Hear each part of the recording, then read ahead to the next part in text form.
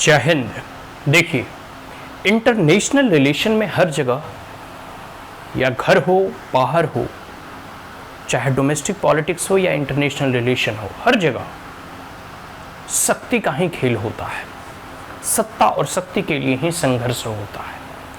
तो चाहे राष्ट्रीय राजनीति हो या अंतर्राष्ट्रीय राजनीति हो, हर जगह पावर पॉलिटिक्स ही चलता है। सब लोग पावर को ही एक्वायर करना चाहते हैं। और अंतर्राष्ट्रीय संबंधों को जब आप पढ़ेंगे, इंटरनेशनल रिलेशन को जब आप पढ़ेंगे, तो जिस प्रकार का जियो पॉलिटिक्स होता है ना, हर देश एक दूसरे देशों से आगे निकलना चाहता है, आगे बढ़ना चाहता है और वर्ल्ड सुप्रीमेसी में अपनी धाक जमाना चाहता है। ठीक है, यहाँ देखो यूपीएससी सीएससी 1983 में पूछा गया, यह क्वेश्चन नंबर 2 है, पेपर 2 का, सेक्शन ए का। The concept of power. Power मतलब हो गया शक्ति। शक्ति से संबंध यहाँ सामर्थ्य से है। ठीक है, और वो सामर्थ्य कई प्रकार के हो सकते हैं। इकोनॉमिक पावर हो सकता है, टेक्नोलॉजिकल पावर हो सकता है, इनोवेटिव पावर हो सकता है, न्यूक्लियर पावर हो सकता है, सॉफ्ट पावर हो सकते हैं। ठीक है, हार्ड पावर, मिलिट्री पावर, ठीक है, नेवी पावर, नेवल सुप्रीमेसी। तो पावर्स के कई एक डायमेंशंस हैं, लेकिन जो कॉन्सेप्ट ऑफ पावर है, देखो अंतर्राष्ट्रीय संबंध हो या फिर राष्ट्रीय संबंध, मैंने पहले ही बताया, या फिर सिंपल सी आप घर भी ले लो। घर में भी देखो कई बार वाइफ एंड हस्बैंड के बीच में जो झगड़ा और विवाद होता है, यह भी एक सत्ता का टकराव ही है। हम तो इसे यही मानते हैं। भाई बहनों में जो विवाद होता है, यह भी एक सत्ता का टकराव ही है। देखो, मैं एक राजनीति शास्त्र का विद्यार्थी हूँ, तो मैं राजनीतिक परिप्रेक्ष्य में बातों को जो है कहने और समझने का प्रयास करता हूँ।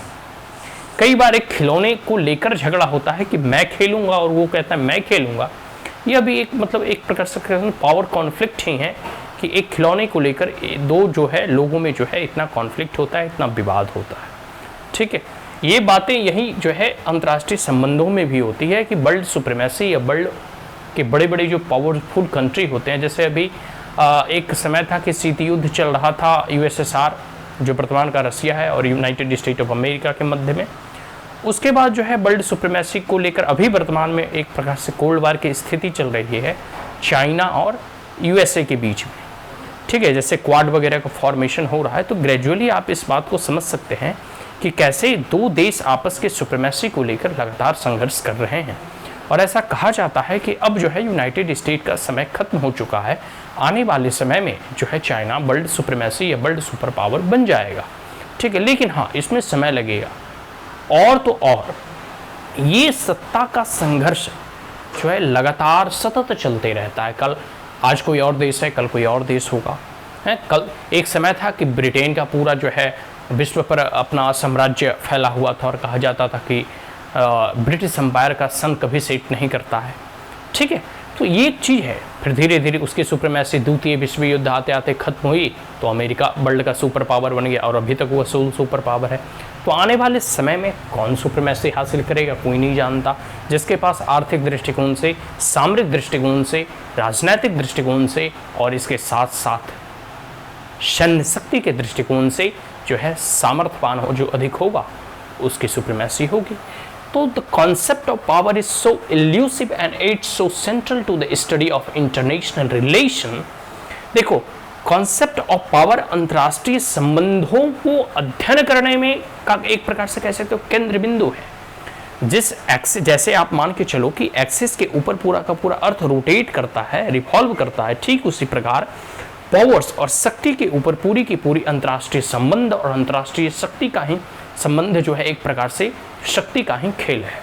ठीक है, और आगे never before in human history has power been so imposing and yet too important as it has been since the developing of nuclear weapons।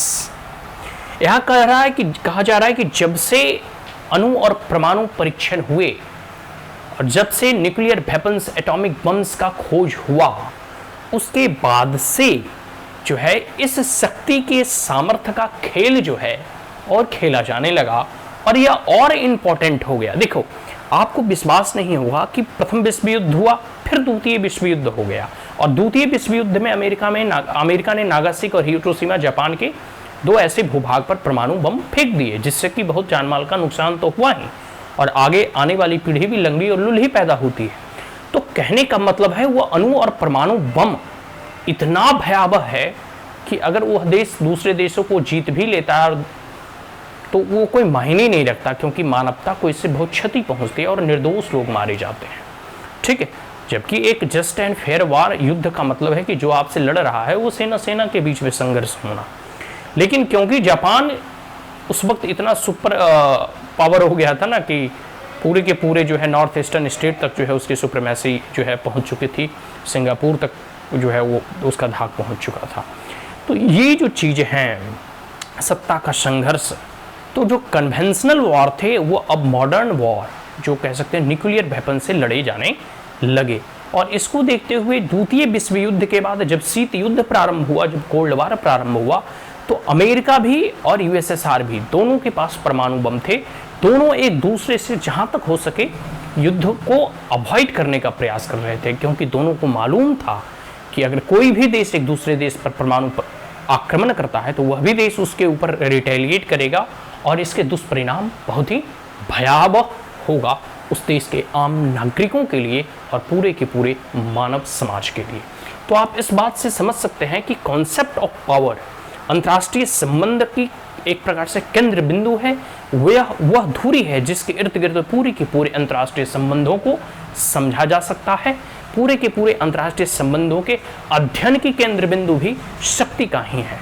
ठीक है, तो इस प्रकार से मानव इतिहास में अब तक यह और इम्पोर्टेंट हो गया और अधिक इसका महत्व हो गया जब से जो है परमाणु परीक्षण या परमाणु शक्ति संपन्न राष्ट्र अपने आप को जो है परमाणु संपन्नशाली राष्ट्र कहने लगे और परमाणु परीक्षण करने लगे। इसके देखते देखते कई एक राष्ट्र जो है, पहले अमेरिका ने, फिर यूएसएसआर ने मतलब रसिया ने, फिर जो है ब्रिटेन ने, फिर फ्रांस ने, फिर चाइना ने, इंडिया ने, पाकिस्तान ने, नॉर्थ कोरिया ने और जो है इजराइल ने, इतने देशों के पास तो कह सकते हो कि कंफर्म्ड न्यूक्लियर वेपन्स हैं। ठीक है, परमाणु बम हैं और ईरान वगैरह भी देखो प्रयास कर रहा है। तो इसको देखते हुए स्थिति ऐसी लग रही है कि आने वाले समय में आप देखोगे और पाओगे तो जो शक्ति और का जो खेल है अंतर्राष्ट्रीय संबंध में, वह शक्ति तो केंद्र बिंदु है ही, लेकिन कहीं ना कहीं न्यूक्लियर पावर्स बेस्ड के केंद्र बिंदु में आते जा रहे हैं। और इस मतलब न्यूक्लियर वेपन्स के आने के बाद अंतर्राष्ट्रीय संबंधों में कॉन्सेप्ट ऑफ पावर का और महत्व बढ़ गया। तो आशा करता हूँ कि समझ में आ गया होगा। अब आइए हम नेक्स्ट क्वेश्चन की ओर बढ़ते हैं। दैट्स ऑल, थैंक यू, जय हिंद।